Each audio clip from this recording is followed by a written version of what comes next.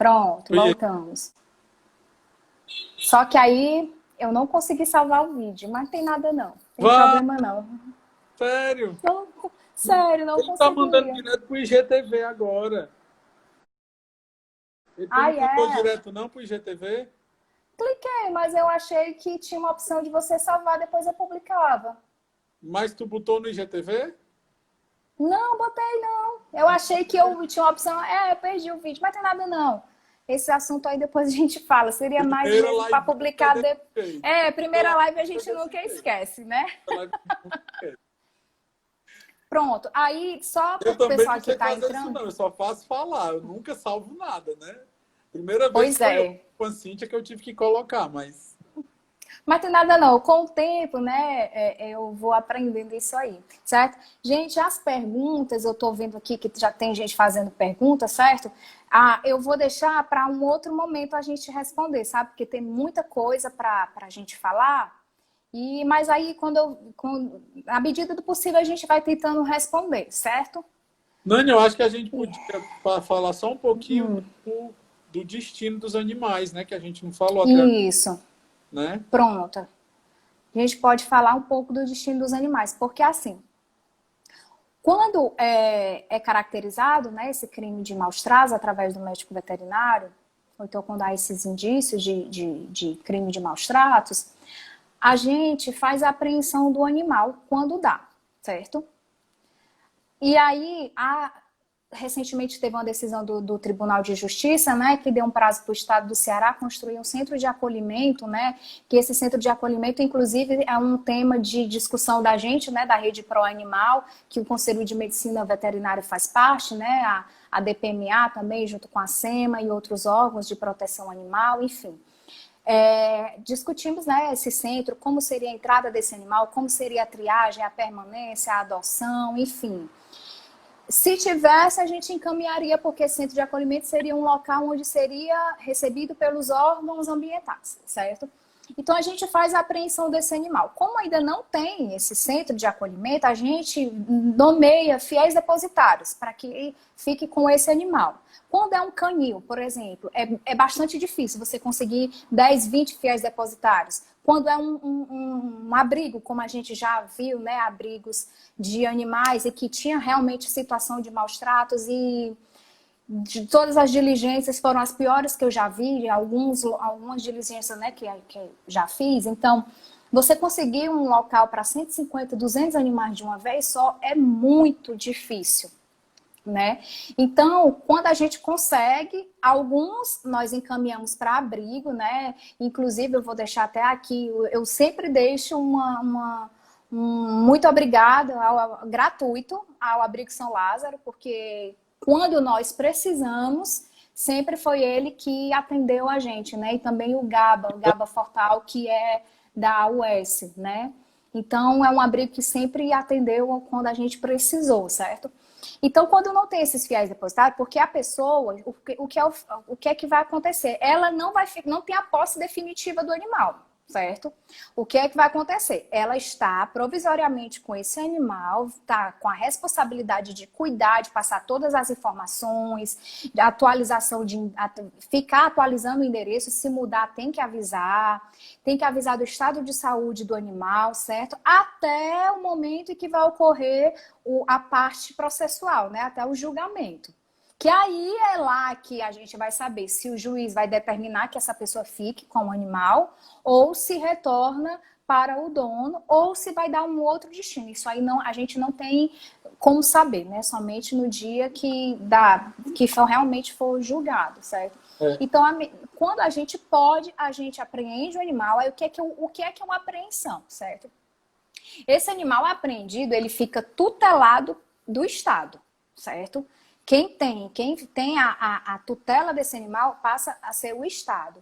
Então, não se pode acontecer nada com esse animal. Aí, o presidente, né, quem preside o inquérito policial, então quem está presidindo o TCO, o termo circunstanciado de ocorrência, é que vai dizer para quem vai ou não.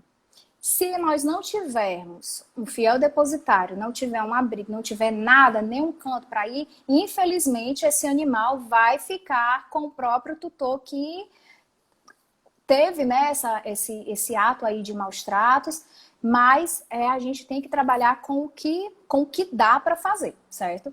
Então, às vezes, sim, pode acontecer do animal ficar com o próprio tutor e ele ser o próprio fiel depositário do animal. Pode ser que lá na frente ele perca a guarda do animal, né, e o juiz determine que ele vá para um outro canto, ou não, né? Há pouco tempo, Nani, tinha saído uma decisão do STF para abate dos animais apreendidos, né? E essa decisão foi Sim, revogada já. Foi revogada. graças a Deus. E Não parece faz que sentido, né? eu não sei ainda do resultado, mas parece que está correndo um projeto de lei que vai proibir essa eutanásia no Brasil todo. Né? Proibir de. Então não faz sentido, né? Não faz sentido. O animal está em vulnerabilidade, passa pelo crime e aí depois. Olha, passa por todo sofrimento para morrer depois. Não faz sentido. Não faz sentido. Assim, quisera eu que na nossa diligência a gente tivesse, por isso que a gente pergunta, certo? O que é que eu faço? Para quem está denunciando, eu digo, você tem um local para que esse animal fique? Você tem com quem indique? Porque se você já tiver uma pessoa que você... Não, essa pessoa vai ficar com esse animal. Aí a diligência, ela faz o ciclo completo. A gente vai lá, diligencia, lauda, né, o laudo de maus tratos, apreende o animal vai para um fiel depositário ou para um adotante. Né? Porque posteriormente essa fiel depositário pode ficar como adotante se assim a justiça determinar, né?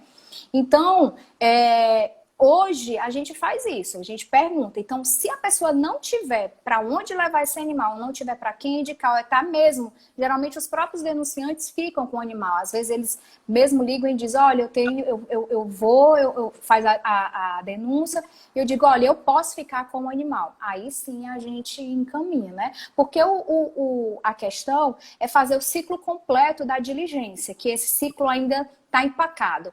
A roda, ela vai girando, mas na hora que ela vai terminando, ela para ali. Aquele download vai indo, quando chega em 95%, a internet cai, né? Vamos dizer assim. Então, a gente precisa fechar esse ciclo. Então, com esse centro de acolhimento, né, futuramente, vai ser possível a gente fazer. E as nossas diligências, nós só não aprendemos mais porque, enfim, a gente tem esse problema. E, então, não tem como a Polícia Civil se responsabilizar pela guarda do animal, né? A nossa competência, ela apurar os crimes e responsabilizar as pessoas que cometeram esses crimes. Essa é a nossa competência. O que a gente faz após isso é plus. É plus. É conseguir um fiel depositário, é conseguir um atendimento médico veterinário para o animal, certo? Então, isso aí é plus. A nossa competência, de fato, ela termina quando lavra o procedimento. Certo? E aí é importante, nesse momento que o poder público ainda não tem, né, mas futuramente vai ter, esse apoio, né, e que é um tema também... Tanto da ação como da perícia em si, né? Porque exatamente. o processo.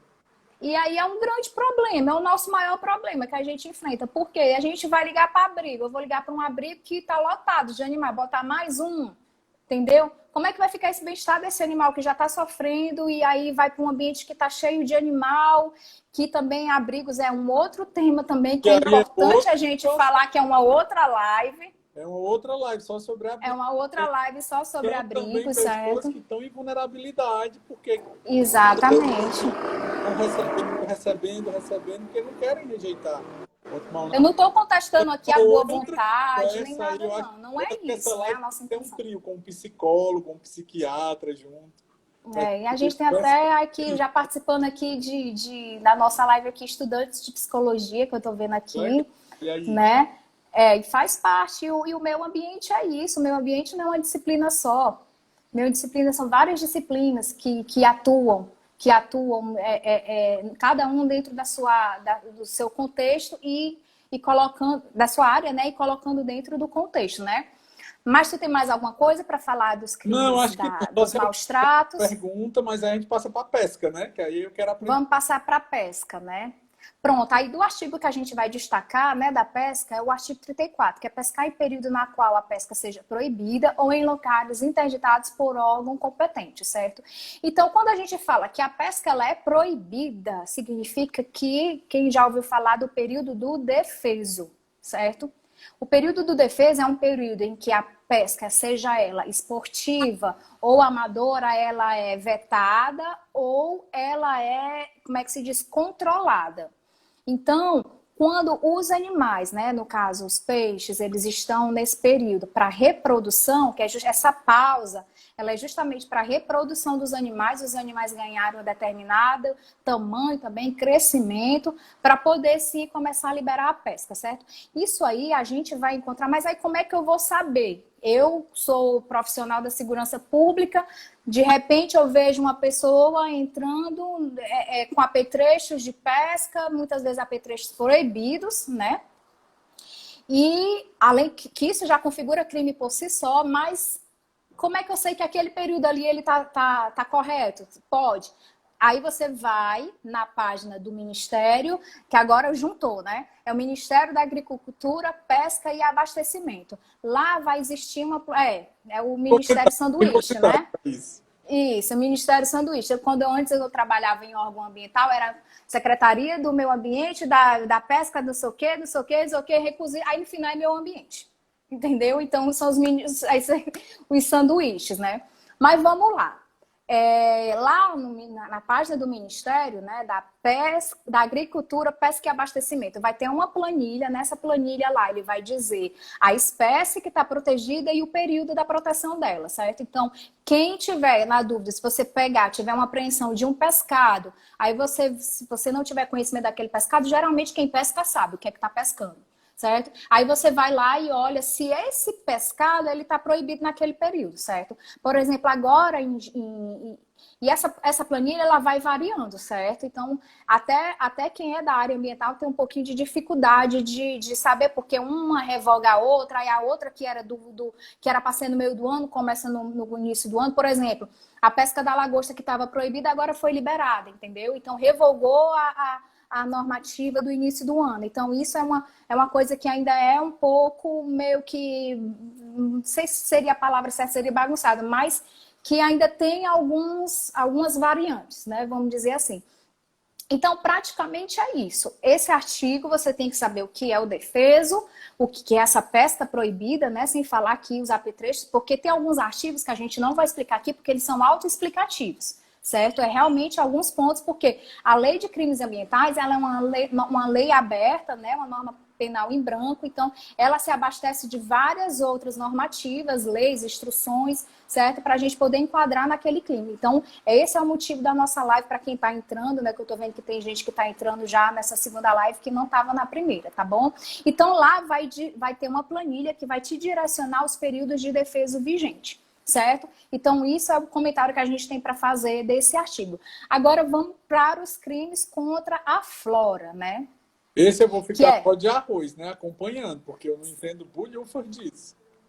Mas aí você pode citar um exemplo, a gente pode comentar esse exemplo, né?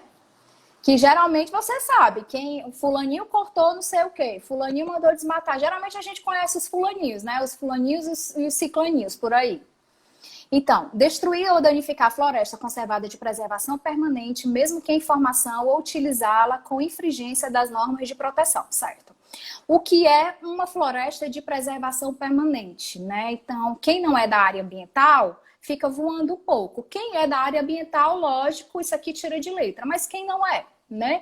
Quem é o operador do direito que vai lá e diz assim, meu Deus, o que é uma área de preservação permanente? Como é que eu sei que o que é uma área de preservação? Mas não é a mesma coisa que APA? Não é. Não é a mesma coisa. São duas coisas diferentes e que é necessário saber a diferença delas, certo?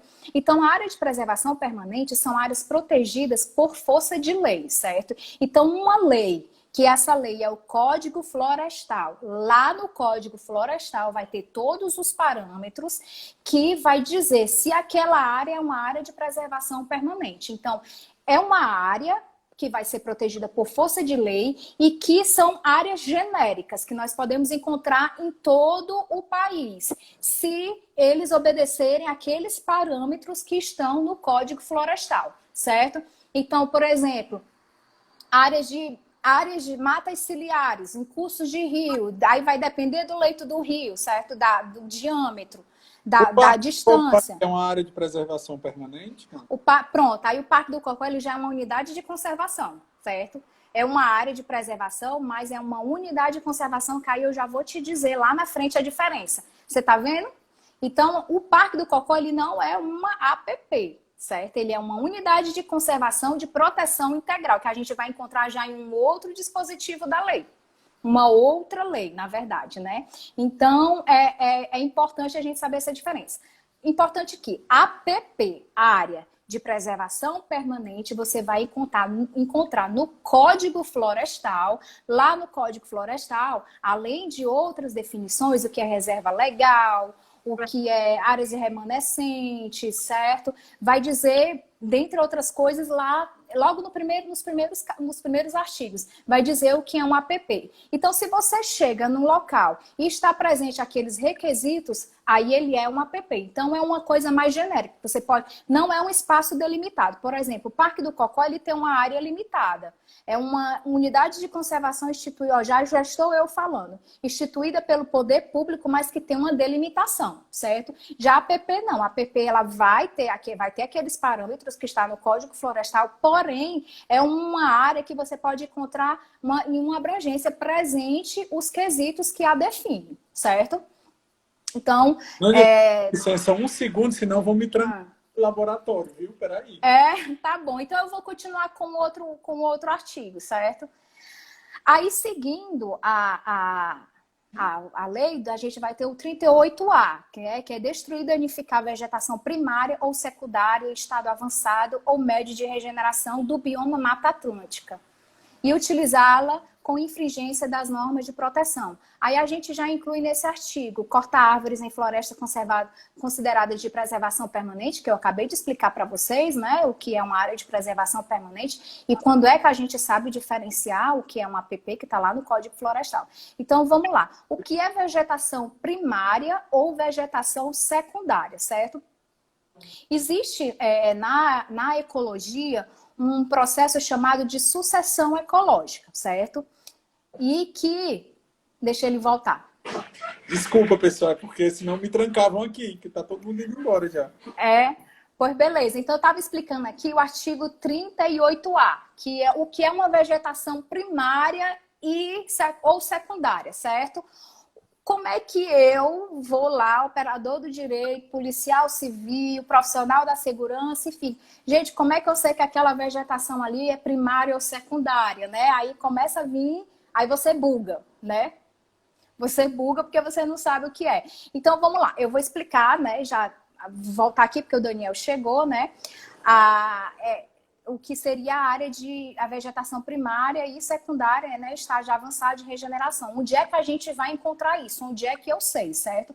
Então, eu estava falando o que era a sucessão ecológica, né, que é um processo gradativo de colonização de um hábitat. Então, a vegetação primária é aquela vegetação mais expressiva, certo? É uma vegetação com uma grande diversidade, onde não tem uma interferência humana, ou então essa interferência humana ela é mínima, certo? É o que vai caracterizar, definir, na verdade, uma vegetação primária.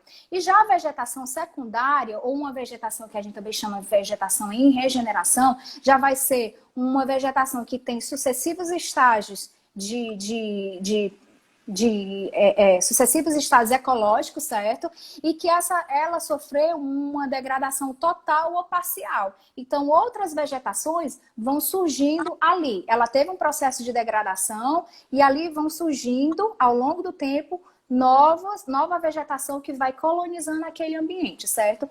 Só que, como é que eu sei que a planta X, a planta Y, a planta Z, a gramínea A, a gramínea B, o arbusto A, o arbusto B, certo? Você vai encontrar isso em resoluções do CONAMA, certo? A lei, e também você pode encontrar isso enfatizado mais na Lei da Mata Atlântica, que é a Lei, cadê minha pesquinha? 11.428 de 2006. Então, quem vai definir isso, a lei diz que quem define o que é, quais são as fotofisionomias da vegetação primária e secundária são resoluções do CONAMA, certo? E vamos aqui, o que é que tem de importância para o nosso estado do Ceará, certo? Porque o estado do Ceará, você sabe que ele possui o bioma Mata Atlântica e seus remanescentes, né? Um pouco, mas possui. Então, no nosso estado, a gente tem cerca de 12% do nosso território constituído por Mata Atlântica, quando você vai observar nas praias e nas serras úmidas, né? Guaramiranga, Baturité, estão começando a se ambientar do bioma. Pronto, lá a gente encontra o bioma Mata Atlântica e seus remanescentes, certo? Então é por isso que esse artigo ele é importante, porque no nosso estado a gente encontra esse tipo de bioma, certo? E aí, na resolução, a resolução que vai dizer quais são os tipos de vegetação que vai caracterizar como primária ou secundária, é a resolução CONAMA 25 de 94, certo? Então, quem faz estudos ambientais, certo? Agora, aí já vem a perícia. O perito biólogo, ele já atuaria aí, entendeu? Como é que eu vou saber que aquele ambiente ele foi degradado e que aquela espécie faz parte do bioma Mata Atlântica? Perícia. Perito biólogo, perito agrônomo, perito engenheiro florestal, certo? Então, você está vendo como as formações, as graduações, elas vão se complementando, certo? E aí, de repente... o ambiente, né? Exatamente. Aí agora vamos lá colocar na multidisciplinaridade, na interdisciplinaridade, né, no caso. Aí, de repente, tem essa degradação, aí tem ninhos de pássaros silvestres, tem ninhos de psitacídeos, certo? Danificou esse ninho, danificou as aves, aí entra o quê? O médico veterinário, né, para poder fazer a análise do impacto daquela degradação. Exato. Poder analisar, poder fazer a perícia e saber qual foi o tipo, qual foi o passivo ambiental que aquela degradação causou. Então, você está vendo, e é importante mesmo a presença de médicos veterinários especialistas na área da fauna silvestre, né? A gente tem no nosso estado, inclusive eu conheço, né, alguns, você trabalha como médico veterinário, né, especialista em fauna silvestre. Tem aí no Casa, né? Casa, acho que tem. Tem. Eu sou super fã dele. Tem alguns aqui no estado. O Marcel, ele trabalha com a gente. Pronto. O Marcel já fez algumas coisas com o pessoal do policiamento ambiental, com vocês também, né? É super necessário. Então, eu acho também que em diligências de fauna silvestre deveria ir o médico veterinário especialista em fauna silvestre, para a gente poder caracterizar a questão dos maus tratos e analisar da fauna silvestre. E outra coisa, assim, eu sou bióloga, mas eu não tenho aqui na minha cabeça a enciclopédia Barça, entendeu? Pode ser que uma espécie ou outra eu também não saiba, né? Então, é importante. Então, é por isso que a gente resumo. Isso a gente vai encontrar em resoluções do CONAMA, e aqui no Ceará, por ter a presença desse bioma, é importante os profissionais da área da segurança, né, e quem opera o direito saber disso, certo? Aí agora a gente vai passar para o artigo. Quer complementar alguma coisa, Daniel? Quer falar alguma coisa? Pode ir. Pronto. Aí a gente vai falar sobre, agora sim, a gente vai a tua dúvida do Parque do Cocó, certo? Causar dano direto ou indireto à unidade de conservação e áreas do que trata o decreto 99, tarará, independente da sua localização, certo? Entende por unidade de conservação, aí ele vai dizer quais são os tipos de unidade de conservação, né? E diz também a lei. Então, a unidade de conservação, lá na Constituição Federal, o artigo 225, ele fala que dos ambientes especialmente protegidos. Esses ambientes especialmente protegidos são as unidades de conservação, as áreas de proteção permanente também. Então, uma unidade de conservação vai ser um território, um espaço protegido, instituído por lei, certo? Pelo poder público.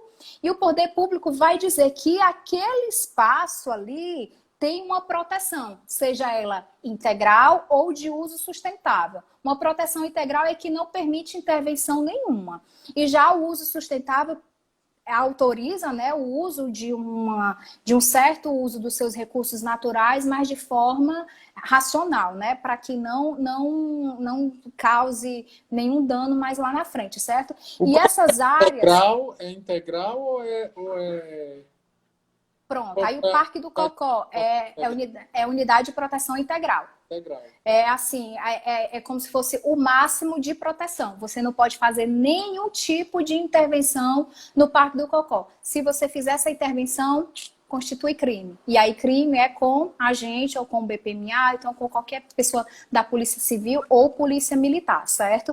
Então a grande diferença é que a unidade de conservação ela vai ter os seus limites definidos. E quem é que vai dizer isso? É a Lei 9985 de 2000, que vai dispor do Sistema Nacional de Unidade de Conservação.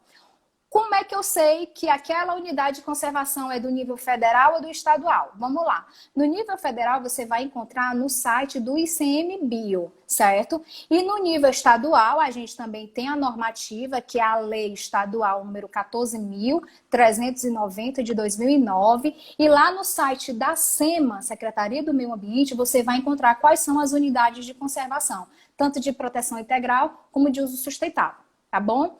Então, essa é uma observação que, para quem está trabalhando com essa lei, ela tem que saber. Que aí você já de posse desses dois conhecimentos, o que é uma APA, você vai saber o diferencial, o que é uma APA e uma APP, certo? Uhum. Então, uma APP, ela é por força de lei, né? A lei dá os parâmetros e define. Não existe uma área definida. Já a unidade de conservação, sim, existe uma área definida, é uma lei, é uma área de conservação instituída por poder público e delimitado no seu espaço, que nós chamamos que é a poligonal, certo?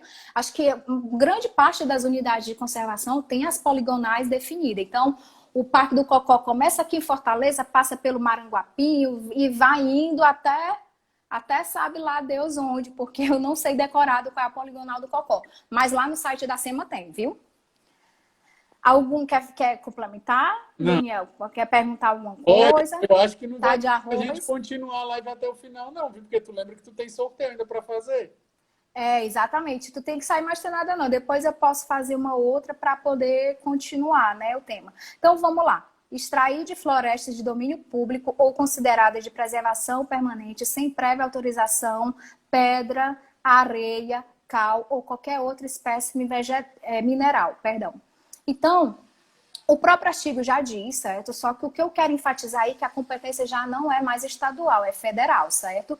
Porque todos os recursos minerais fazem parte, são bens da União. Então, como são bens da União, é de interesse da União, Polícia Federal, não é Polícia Civil. Até pode aprender, até pode iniciar o procedimento, mas aí se transfere para a Polícia Federal, que a Polícia Federal a gente tem a DELEMAP, que é a Delegacia do Meio Ambiente enfim, a Delegacia do Meio Ambiente da Polícia Federal. Perdão aí que eu me faltei aqui a sigla, certo? Que funciona do lado da Delegacia do Meio Ambiente, certo? Então, vamos lá. Mais uma de fauna. Receber, adquirir para fins comerciais ou industriais, madeiras, lenha, carvão ou outros produtos de origem vegetal, sem a exibição da licença do vendedor outorga da autoridade competente. Beleza. Essa licença que ele fala no artigo nada mais é do que o documento de origem florestal, certo? O documento de origem florestal, ele é emitido pelo IBAMA, certo? E é justamente a licença que ele fala. Então, um profissional da segurança pública, ele tem que estar atento que, se ele vê um caminhão, uma carreta carregada de madeira, de lenha, certo? E dependendo do tipo, né, de madeira, a primeira coisa que ele tem que observar é se essa pessoa está portando o documento de origem florestal, que esse documento vai falar, como o próprio nome já diz, e vai dar todas as diretrizes de como vai ser o transporte dessa madeira, onde é que vai descarregar, certo? Que madeira é, de onde foi que ela veio. Então, esse é o ponto mais técnico que é necessário saber da lei, certo?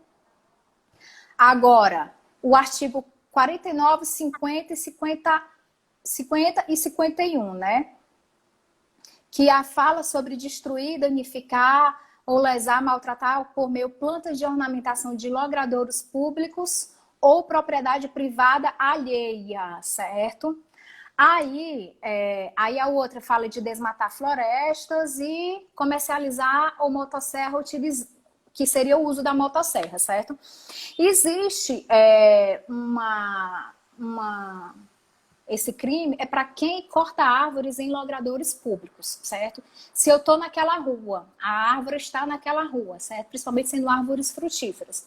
Está naquela rua ali, está atrapalhando a minha calçada, certo? Eu vou lá e meto o facão e corto, né? A motosserra.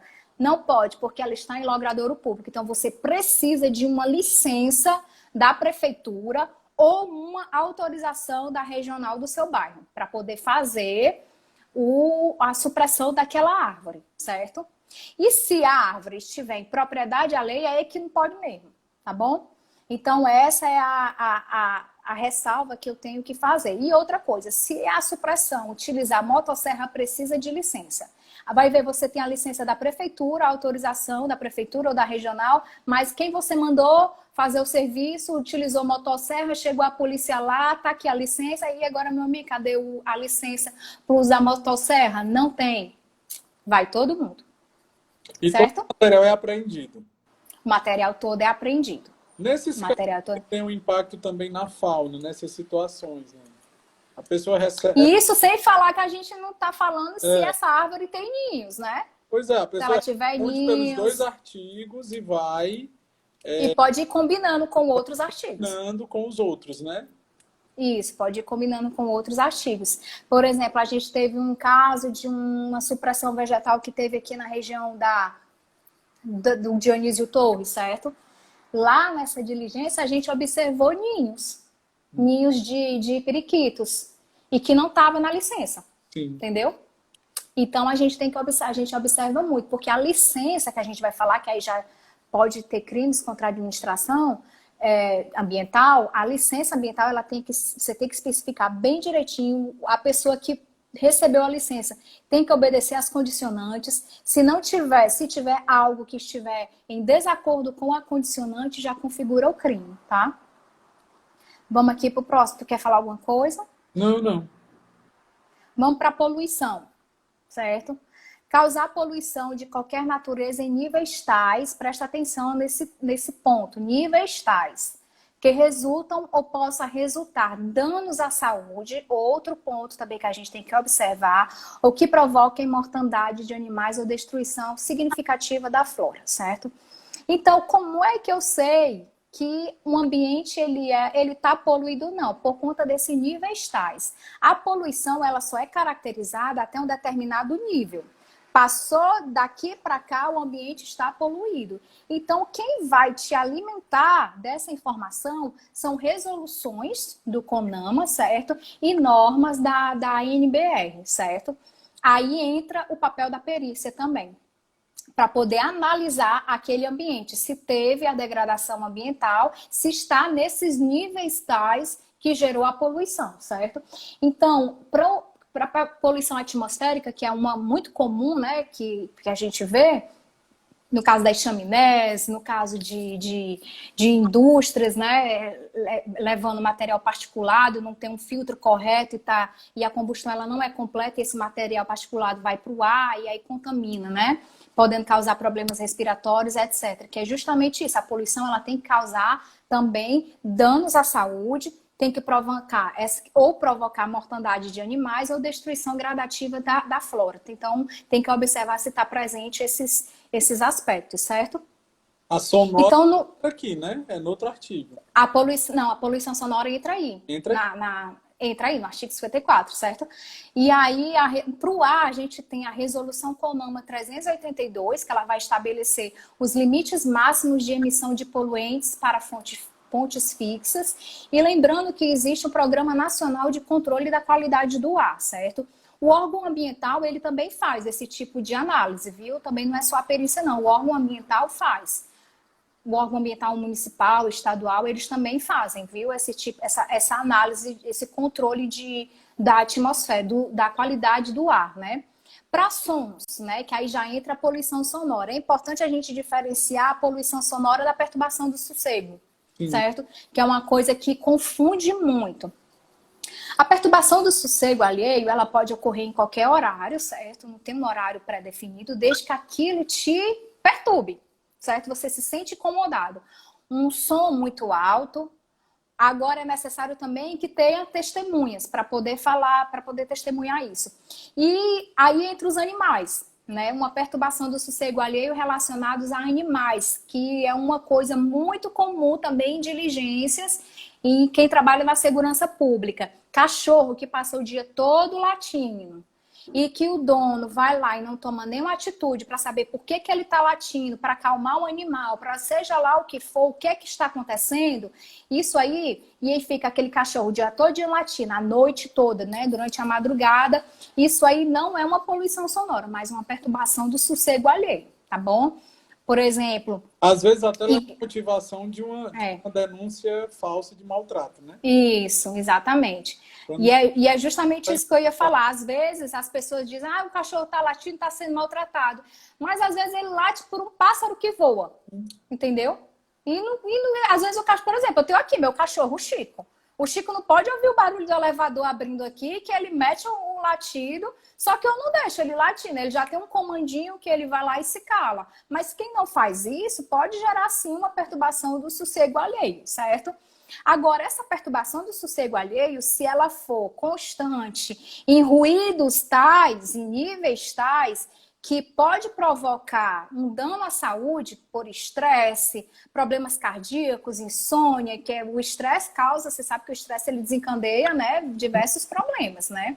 Então, e se isso causar paredões de som, né, pancadão, enfim, se isso for um processo contínuo e tiver níveis tais, um ruído, né, que aí você vai medir com o decibelímetro, né, e eu vou te dizer exatamente onde é que tem os níveis que são os parâmetros. Aí pode se transformar numa poluição sonora, certo?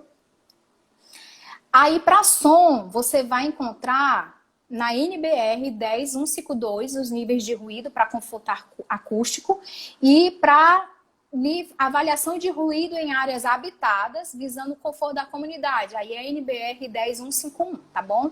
Mas isso é necessário análise pericial para definir se há ou não poluição, certo? Hoje, aqui no estado do Ceará, a gente tem a AGFIS, que faz essa medição, e o Batalhão do Meio Ambiente também, certo? O BPMA, ele também tem decibelímetro para poder fazer essa medição, certo?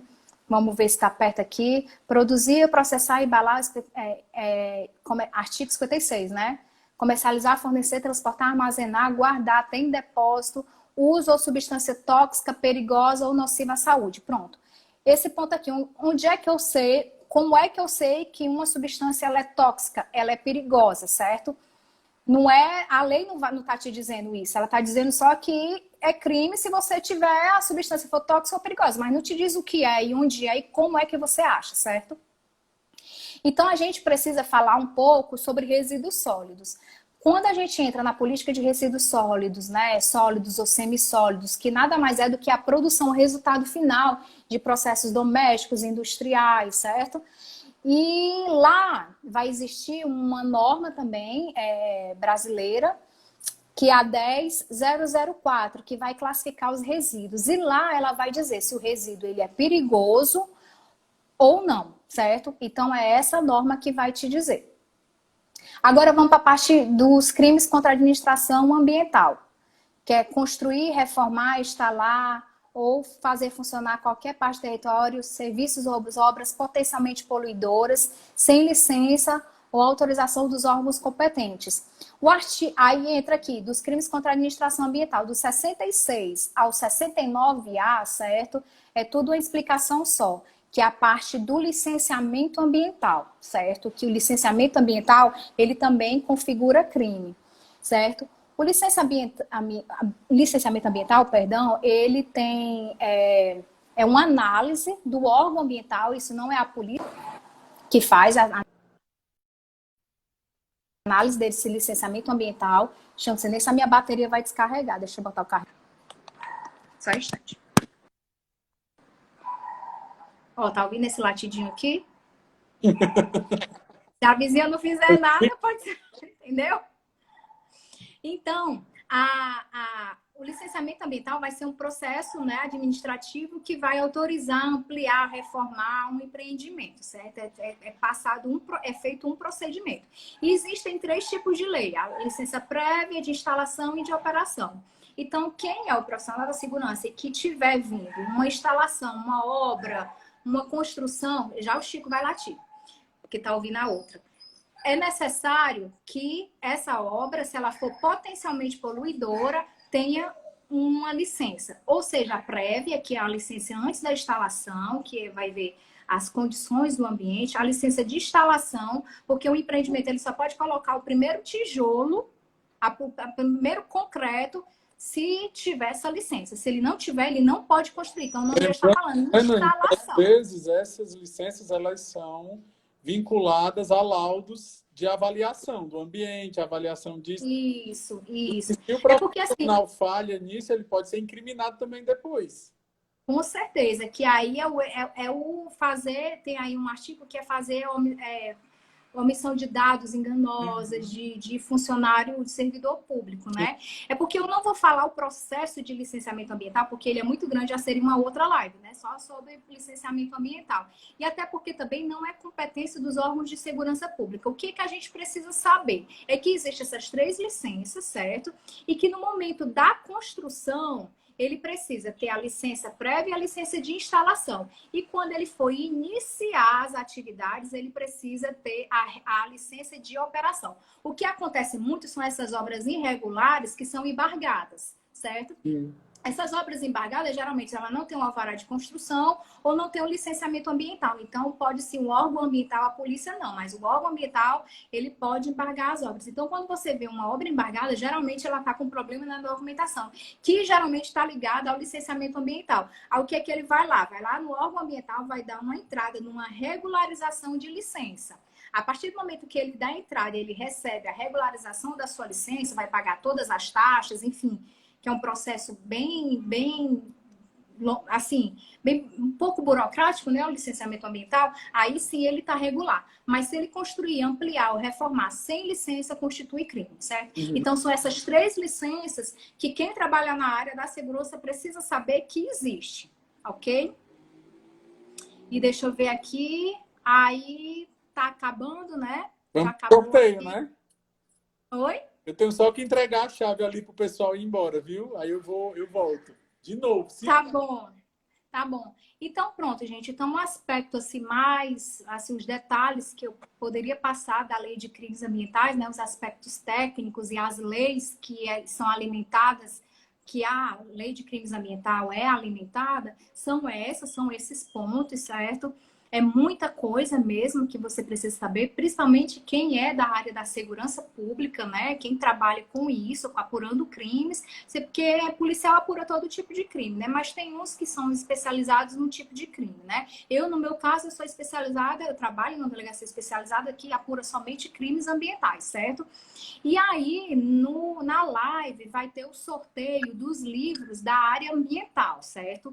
Os livros da área ambiental, a gente fez uma propaganda durante a semana, que foi seguir o meu Instagram, seguir o Instagram da Débora Aragão, que é a bióloga, né? Ela é advogada, é bióloga, e ela doou 8 livros da área ambiental, dentre direito ambiental e meio ambiente, né? O meio ambiente como um todo. Aí, no final dessa live, eu vou fazer esse sorteio. Só que tem um detalhe, eu vou fazer esse sorteio, eu vou fazer a gravação da tela, eu vou sortear e vou divulgar esse sorteio mais após a live, não é na live. Eu vou sortear, faço a gravação da tela, digo quem foram sorteados, a gente vai lá e confere e entra em contato com eles. Então, a participação no sorteio quem podia participar, né, foi encerrada no dia 3, eu acho. E aí eu vou lá na postagem e vou fazer o sorteio dessa live, desses livros, certo? Então, quem eu vejo que sobrou aí bem pouquinha gente, né? Mas também são 4 guerreiros aí que sobraram na nossa live. Mas são 9 livros, né? Isso, mas aí não é os participantes da live. É quem curtiu a foto do sorteio, entendeu? Então sorteia depois. E aí. É justamente isso que eu estava falando. Eu vou encerrar a live, a gente vai encerrar. Eu vou sortear os livros, aí faço a gravação da tela e divulgo quem foi quem ganhou os livros, né? Porque livro hoje em dia é ótimo. Que Eu amo luxo, né? ganhar livro. Eu amo ganhar livro. É. Aí deixa eu dizer, se alguém quer perguntar alguma coisa, quer se manifestar, querem dizer O pior é que algo. a gente perdeu algumas perguntas na live antiga, né? Pois é, nós perdemos na live Não antiga. anotei, esqueci de anotar.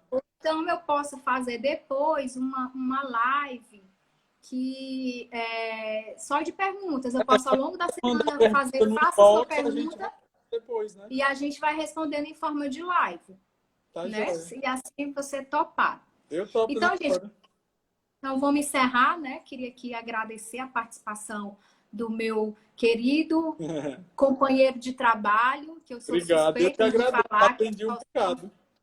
são só elogios, né, que eu tenho com ele. É uma pessoa realmente que entrou na nossa vida profissional e acabou entrando na pessoal para ficar, né? Então, é um profissional realmente que eu tiro o chapéu. Eu amo trabalhar com ele, Obrigado. amo ir nas nossas diligências, porque a gente tem a parte das brincadeiras, que a gente brinca, né? Lógico, temos a nossa parte de descontração, mas na hora que desce da viatura, na hora que ele coloca aquele jaleco dele, ali ele é o perito, o médico veterinário que está falando. E ali entra realmente o profissional que vai atuar. Aí ele entra e dá o show dele, né? E Então é eu um queria prazer muito deixar grande. meu A agradecimento. minha primeira live está sendo É. inaugurada com ele, né? E eu queria deixar meu agradecimento. Estou feliz de estar aqui contigo, as pessoas que vieram, que foram, né? Deixar um agradecimento para todo mundo. E dizer que eu sinto muito orgulho também de conviver com vocês, viu? Porque às vezes a gente tem uma visão deturpada na mídia dos policiais e não vê a atuação de pessoas sérias, de policiais sérios. E eu estou tendo esse contato com vocês que muda totalmente, sabe? É muito bom mesmo conviver e a gente aprende pra caramba um com o outro. Então essa convivência ainda vai muito longe, se Deus quiser, né? Eu tenho assim, eu digo que eu tenho uma visão antes de maus tratos, eu tenho uma visão antes Daniel e pós Daniel, entendeu? Então, Nem antes, esquecer da nossa socióloga, né? Que é a Érica.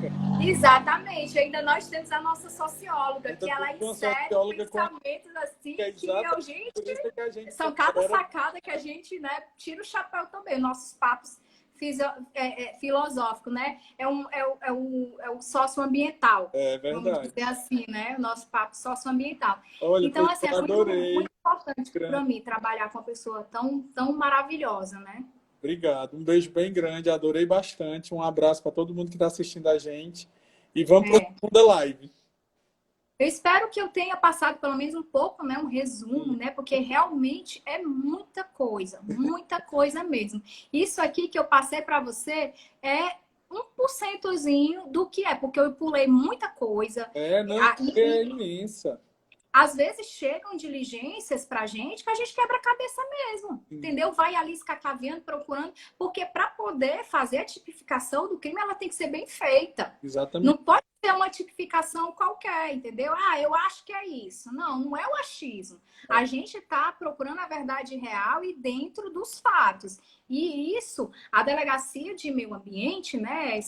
É uma delegacia, não é puxando sardinha, não. É porque realmente a delegacia do meio ambiente, ela precisa de um corpo técnico para dar auxílio, entendeu? Não é, vocês viram aí que não é só saber a lei, não. Você precisa ter um conhecimento técnico por trás. E você precisa de pessoas que te orientem a chegar no indiciamento da forma correta, para quando chegar lá na frente no Ministério Público ser fornecida a denúncia, né? Porque realmente tem embasamento, tem fundamento, e ser julgado lá na frente, certo? Verdade. Pois, tá bom? bem grande, adorei.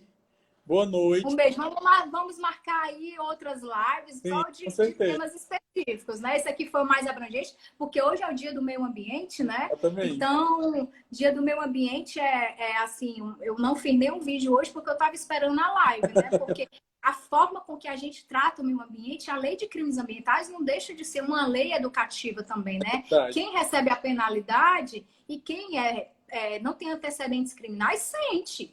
sente quando ele é fichado por crime ambiental, entendeu? Então, quem é criminoso quanto mais, não tá nem aí, é mais um. Mas aquela pessoa que cometeu o crime pela primeira vez, ela sente, sim, É viu? verdade. Ela, tá bom?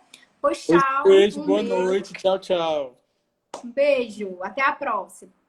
Vou tentar gravar esse vídeo.